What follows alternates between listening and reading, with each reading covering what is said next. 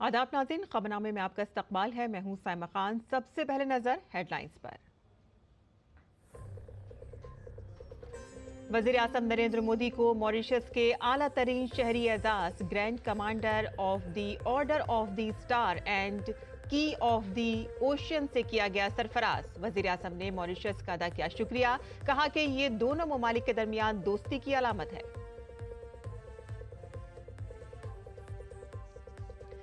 वज़ीर आज़म नरेंद्र मोदी ने मॉरिशस के कौमी दिन की तकरीब में मेहमान खुसूसी की हैसियत से की शिरकत। इस मौके पर भारतीय बहरिया के हेलीकॉप्टर ने किया फ्लाई पास्ट।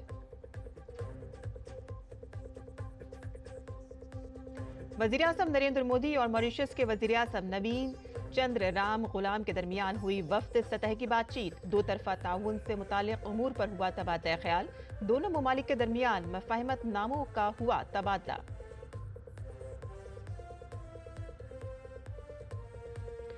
हरियाणा में म्युनिसिपल कॉर्पोरेशन और दीगर बल्दियाती इंतखाबात के नताइज में बीजेपी की शानदार जीत। कुरुक्षेत्र, करनाल से फरीदाबाद और गुरुग्राम में बीजेपी की शानदार जीत। 10 म्युनिसिपल कॉर्पोरेशन में बीजेपी ने 9 म्युनिसिपल कॉर्पोरेशनों में दर्ज की जीत।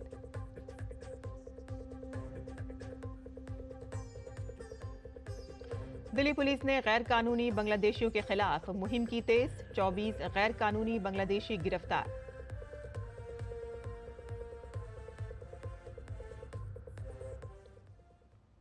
और अब खबरें तफसील से। वज़ीर आज़म नरेंद्र मोदी को मॉरिशस के आला तरीन शहरी एजाज से नवाजा गया है। पोर्ट लुइस में मॉरिशस के कौमी दिन की तकरीबात के दौरान वज़ीर आज़म को grand commander of the order of the star and key of the Indian ocean के एजाज से नवाजा गया। मॉरिशस के सदर ने ये एजाज वज़ीर आज़म को दिया। वज़ीर आज़म ने इसके लिए मॉरिशस का शुक्रिया अदा किया है। वज़ीर आज़म नरेंद्र मोदी ने इसे दोनों ममालिक के दरमियान दोस्ती की अलामत करार देते हुए इसे भारत के तमाम लोगों के नाम वक्फ किया। I express my heartfelt gratitude for being confirmed the highest national award of Mauritius. This is not just my honor. It is the honor of 1.4 billion Indians. It is a tribute to the centuries-old cultural and historical bonds of kinship between India and Mauritius. It is an acknowledgement of our shared commitment to regional peace, progress, security, and sustainable development. And it is a symbol of the shared hopes and aspirations of the global South. I accept this award with full humility and gratitude. I dedicate it to your ancestors who came from India to Mauritius centuries ago and to all their generations. Through their hard work, they wrote a golden chapter in the development of Mauritius and contributed to its vibrant diversity. I also embrace this honor as a responsibility. I reaffirm our commitment that we will continue to make every effort to enhance India-Mauritius strategic partnership to greater heights. Thank you very much. वज़ीर-ए-आज़म नरेंद्र मोदी ने port Louis Mauritius के कौमी दिन की तकरीबात में बतौर मेहमान खुसूसी शिरकत की। INS इम्फाल के दस्ते ने भी परेड में हिस्सा लिया और जूं ही ये दस्ता मार्च करता हुआ गुजरा, वज़ीर-ए-आज़म ने खड़े होकर उनका हौसला बढ़ाया। कौमी दिन की तकरीबात में मॉरिशस की दिफाई सलाहियत का मुजाहिरा भी देखने को मिला। इस तकरीब में मॉरिशस की मुख्तलिफ अफवाज के दस्ते और बैंड्स जश्न का हिस्सा थे। तकरीब में मॉरिशस के सदर और वज़ीर-ए-आज़म समेत मोअज़्ज़िज़ीन की बड़ी तादाद ने शिरकत की और मॉरिशस के कौमी दिन की तकरीबात में जय हो गाने ने एक समा बांध दिया।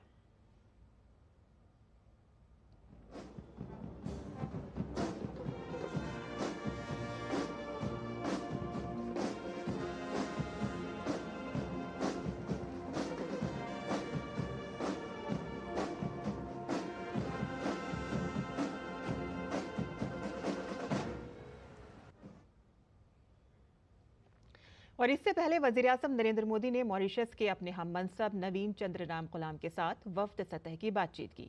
मुलाकात में दो तरफा ताउन से मुतालिक उमूर पर तबादला ख्याल किया गया। दोनों ममालिक ने बाहमी ताल्लुकात में होने वाली पेशरफ्त का जायजा लेने के साथ साथ ताउन को वुसअत देने के इम्कानात पर भी तबादला ख्याल किया। मुलाकात के बाद दोनों ममालिक के दरमियान कई उमूर पर मफाहमत नामों का तबादला हुआ। वज़ीर-ए-आज़म मोदी और मॉरिशस के वज़ीर-ए-आज़म ने भारत के ताउन से मॉरिशस में चलाए जाने वाले कई तरक्याती प्रोजेक्टों का मुश्तरका तौर पर आगाज भी किया।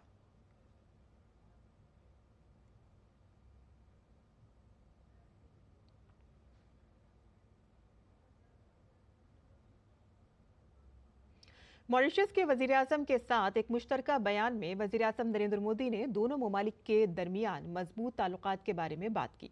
वज़ीर-ए-आज़म ने कहा कि ये रिश्ता सिर्फ बहरे हिंद से ही नहीं बल्कि हमारी मुश्तरका सकाफती रिवायात और अक़दार से भी मुंसलिक है। वज़ीर-ए-आज़म ने ज़रूरत की हर घड़ी में दोनों ममालिक के साथ खड़े होने की बात की। वज़ीर-ए-आज़म ने कहा कि गुज़िश्ता 10 बरस में हमने अपने ताल्लुकात में कई नई जहतें शामिल की हैं। वज़ीर-ए-आज़म ने कहा कि इस ताउन को मज़ीद वुसअत देने पर इत्तेफाक किया गया है।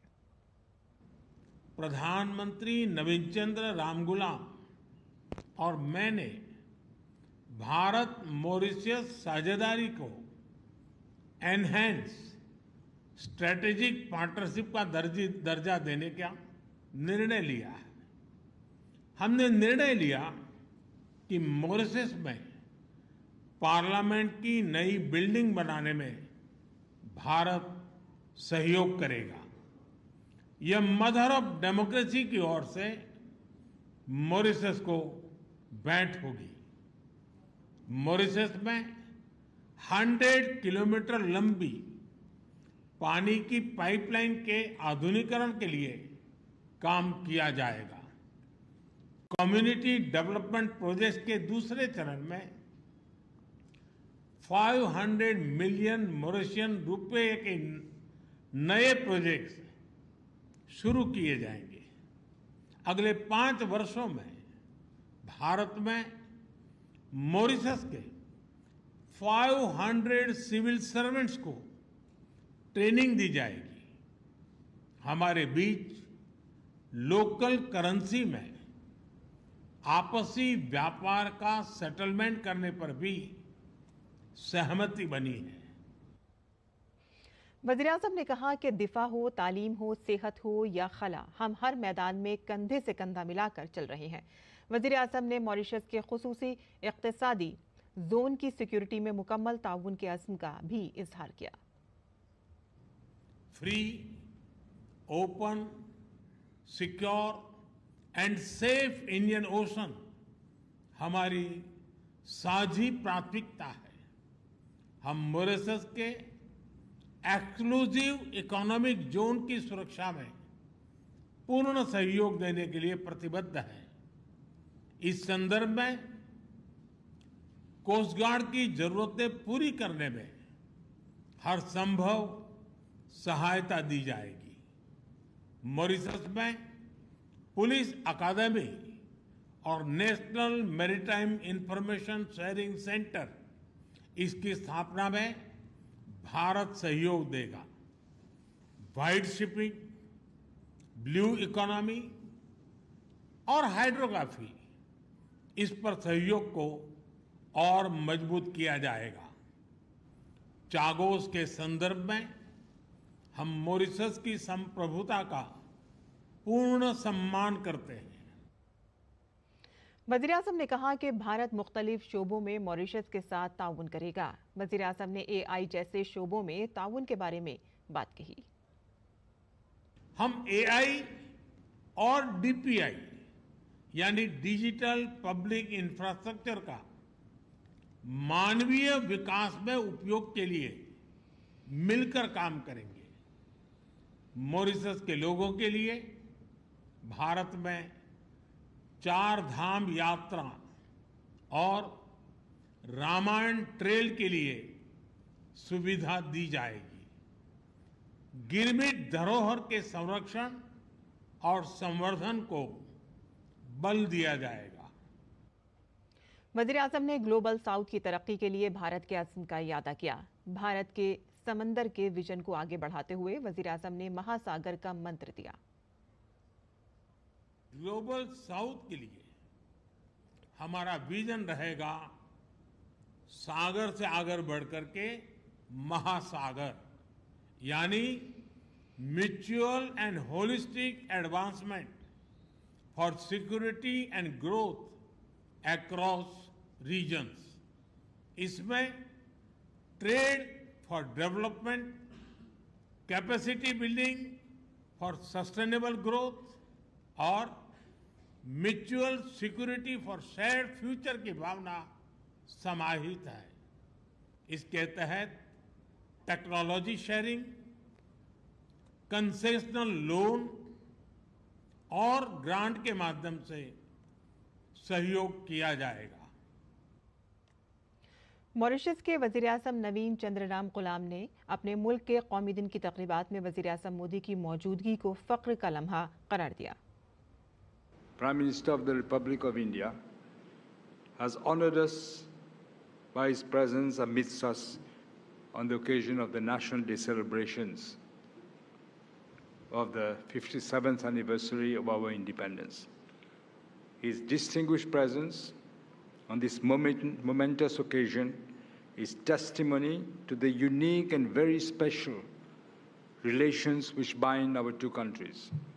The resounding success of the community event held last evening at the Triano Convention Center, which gathered both Mauritian citizens and members of the Indian diaspora, was a clear illustration of the vibrancy of shared cultural heritage. वज़ीर-ए-आज़म नरेंद्र मोदी ने अपने हम मनसब नवीन चंद्र राम गुलाम के साथ Mauritius में Atal Bihari Vajpayee institute of public service and innovation का आगाज किया। वज़ीर-ए-आज़म मोदी ने सोशल मीडिया प्लेटफॉर्म एक्स पर लिखा कि ये तदरीस, तहकीक और अवामी खिदमत के मरकज़ के तौर पर काम करेगा और मुस्तक़बिल के लिए नए ख़यालात और क़यादत को फ़रोग़ देगा। ये तरक्की के लिए हमारे मुश्तरका अज़्म को भी मजबूत करता है। मॉरिशस के हिज़्ब इख्तिलाफ के leader Georges Pierre Lesjongard ने वज़ीर-ए-आज़म नरेंद्र मोदी से मुलाकात की। मुलाकात में मुख्तलिफ उमूर पर तबादला ख्याल किया गया।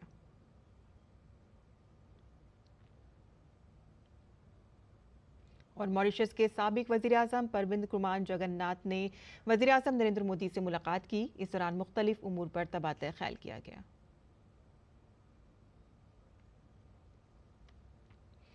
आगे बढ़ते हैं। नायब सदर जमहूरिया जगदीप धनखड़ को आज नई दिल्ली के एम्स से छुट्टी दे दी गई है।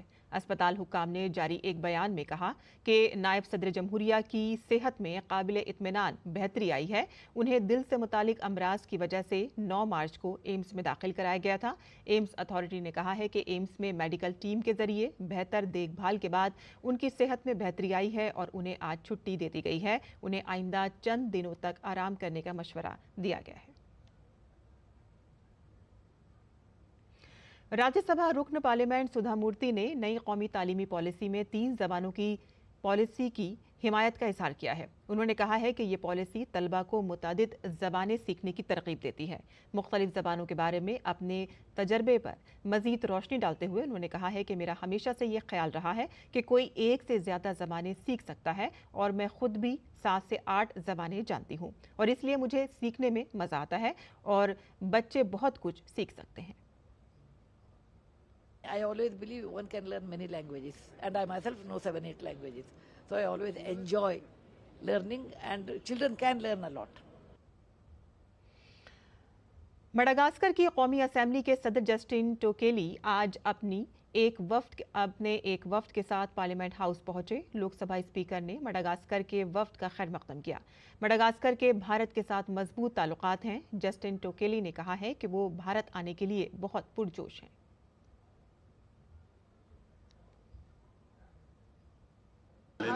L'Inde, c'est un pays très développé et nous sommes très impressionnés par le développement de l'Inde. India is a very developed country, so we are so impressed to be here. Nous étions à Agra hier, on a visité Taj Mahal et Fort Agra et c'était impressionnant. We went to Agra yesterday to see the Taj Mahal, and it was so impressive. Delhi police ने गैर कानूनी बांग्लादेशियों के खिलाफ कार्रवाई की है। Police ने जुनूब मशरक़ी दिल्ली और जुनूबी दिल्ली से 24 गैर कानूनी बांग्लादेशियों को गिरफ्तार किया है। जुनूबी जिले में 13 बांग्लादेशी बाशिंदों को गैर कानूनी क़याम के इल्ज़ाम में गिरफ्तार किया गया, जबकि जुनूबी मशरक़ी जिले में 11 बांग्लादेशियों को हिरासत में लिया गया। पुलिस इस वक्त इन इलाकों में 10 से ज़्यादा लोगों के कागजात की जांच कर रही है। पुलिस ने बताया है कि ये तमाम बांग्लादेशी गैर कानूनी तौर पर भारत में दाखिल हुए थे। गैर कानूनी बांग्लादेशियों के पास कई किस्म की दस्तावेजात मिली हैं। दिल्ली पुलिस ने बताया है कि इलाके में तलाशी मुहिम जारी है और इसके अलावा दिल्ली पुलिस ने दिल्ली के सदर बाजार में भी तलाशी मुहिम चलाई है। पुलिस ने सदर बाजार से 2 गैर कानूनी बांग्लादेशियों को गिरफ्तार किया है। डीसीपी भाटी ने बताया कि दिल्ली के सदर बाजार, सराय रोहिला, वजीराबाद इलाकों में गैर कानूनी तौर पर रहने वाले बांग्लादेशी शहरियों के खिलाफ मुहिम चलाई गई। इस मुहिम में इन गैर कानूनी शहरियों की निशानदही की जा रही है और इस दौरान पुलिस घर घर जाकर लोगों के कागजात की तस्दीक कर रही है। डीसीपी भाटी ने कहा है कि ऐसे गैर कानूनी शहरियों की शिनाख्त के बाद उन्हें बांग्लादेश डिपोर्ट कर दिया जाएगा। गिरफ्तारी के फौरन बाद मुल्क बदरी का अमल शुरू हो रहा है। उत्तर प्रदेश के वजीर आला योगी आदित्यनाथ ने प्रधानमंत्री उज्ज्वला योजना के तहत रियासत के 1.86 करोड़ कुनबों को गैस सिलेंडर रिफिल के लिए 1890 करोड़ रुपए की सब्सिडी तकसीम की है। इस स्कीम का आगाज वजीर आला योगी ने लखनऊ के लोक भवन ऑडिटोरियम में बटन दबाकर किया। इस दौरान रियासत के तमाम अजला के जिम्मेदारों ने भी वीडियो कॉन्फ्रेंसिंग के जरिए प्रोग्राम में हिस्सा लिया। वजीर आला ने कहा कि पहले गैस कनेक्शन के लिए रिश्वत देनी पड़ती थी, अब ये सहूलत मुल्क के 10 करोड़ खानदानों को मुफ्त फराहम की गई है। उन्होंने कहा कि त्यौहार के मौसम में इस स्कीम से हर कोई मुस्तफीद होगा। वजीर आला ने बताया कि उत्तर प्रदेश में तकरीबन 2 करोड़ लोग पहले ही इस स्कीम से मुस्तफीद हो चुके हैं और मजीद ज़रूरतमंद कुनबे की मदद के लिए प्रोग्राम को वुसअत देने का मंसूबा है। आज प्रदेश के अंदर 1,86,00,000 प्रधानमंत्री उज्ज्वला योजना के लाभार्थियों के लिए 1,890 करोड़ रुपये की सहायता होली के पूर्व रसोई गैस का फ्री में रिफिलिंग वे कर सकें, इस दिशा से धनराशि जारी की जा रही है। मैं इसके लिए आप सबको हृदय से बधाई देता हूं। पर्व और त्योहार आप अच्छे ढंग से मना सकें, यह एक उपहार होली के पहले आप सबको उपलब्ध करवा रहे हैं। होली भी है और रमजान का महीना भी चल रहा है, तो दोनों लोग इसका लाभ ले लेंगे, हर लाभार्थी इसका लाभ ले लेगा। वहीं हरियाणा में 10 म्यूनिसिपल कॉरपोरेशनों और 32 दीगर बल्दियाती इदारों के नताइज में बीजेपी ने जबरदस्त कामयाबी हासिल की है। बीजेपी ने हरियाणा के तमाम 10 म्यूनिसिपल कॉरपोरेशनों के नतीजों में कुरुक्षेत्र, करनाल से लेकर फरीदाबाद और गुरुग्राम तक के नताइज में देखा गया है। बीजेपी ने 9 म्यूनिसिपल कॉरपोरेशनों में कामयाबी हासिल की है। सिर्फ मानेसर में एक आज़ाद खातून उम्मीदवार ने कामयाबी हासिल की है। बीजेपी ने पानीपत, गुरुग्राम, फरीदाबाद, अंबाला, यमुनानगर, हिसार, करनाल, रोहतक और सोनीपत में कामयाबी हासिल की है। खास तौर पर कांग्रेस एमएलए और साबिक पहलवान विनेश फोगाट की ज्वाला म्यूनिसिपैलिटी में भी बीजेपी ने जीत दर्ज की है। हरियाणा के वजीर आला नायब सिंह सैनी ने म्यूनिसिपल इंतखाबात में बीजेपी की जीत पर अवाम का शुक्रिया अदा किया। उन्होंने कहा कि हरियाणा के लोगों ने ट्रिपल इंजन वाली हुकूमत पर अपनी मंजूरी की मोहर लगा दी है। शांतिपूर्ण ढंग से हरियाणा प्रदेश के अंदर चुनाव संपन्न कराए हैं। सबसे बड़ी बधाई मैं हरियाणा प्रदेश के जन जन को देता हूं, भारतीय जनता पार्टी के तमाम कार्यकर्ताओं को देता हूं, जिनकी मेहनत और हरियाणा प्रदेश के लोगों के आशीर्वाद से ये ट्रिपल इंजन की सरकार आज हरियाणा प्रदेश के अंदर बनी है। उत्तर प्रदेश के संबल की मुतनाज़ा शाही जामा मस्जिद की पेंटिंग को अदालत से ग्रीन सिग्नल मिल गया है। इलाहाबाद हाई कोर्ट ने एएसआई को मस्जिद की पेंटिंग 1 हफ्ते के अंदर मुकम्मल करने की हिदायत दी है। दरअसल रमज़ान का हवाला देते हुए मस्जिद के फरीक ने पेंटिंग करने की इजाज़त मांगी थी, जिस पर मुतल्लिका फरीक़ैन को सुनने के बाद जस्टिस रोहित रंजन अग्रवाल ने एएसआई को मस्जिद की बैरूनी दीवार को पेंट करने और लाइट्स लगाने की हिदायत दी है। और इससे पहले पीर को इलाहाबाद हाई कोर्ट ने एएसआई के वकील से सफेदी की ज़रूरत पर हलफनामे के जरिए जवाब दाखिल करने को कहा था।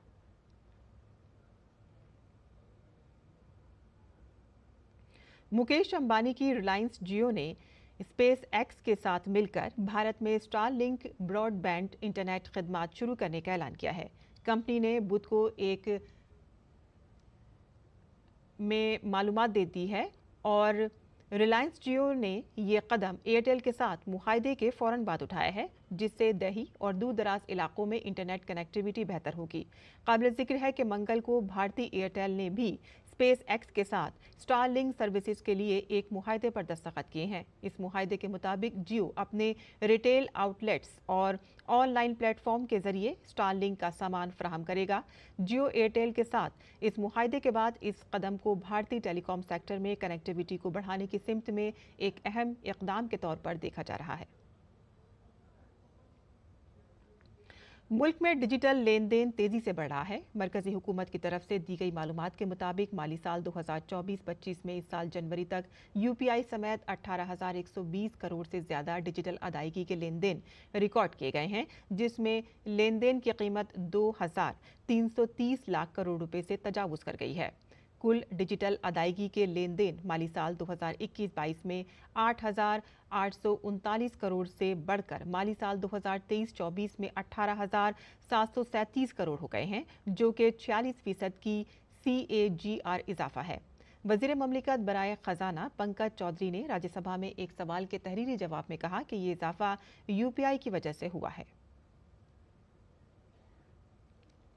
नई दिल्ली के जामिया मिलिया इस्लामिया में बाज़ाब्ता तौर पर रजिस्ट्रार का तकर्रुर हो गया है। प्रोफेसर मोहम्मद मेहताब आलम रिजवी, जो कि जामिया मिलिया इस्लामिया एक मुमताज़ इल्मी शख्सियत, स्कॉलर और 20 साल से ज़्यादा का तदरीसी व तहकीकी तजुर्बा रखने वाले मुंतजिम हैं, उन्हें बाकायदा तौर पर रजिस्ट्रार मुकर्रर किया गया है।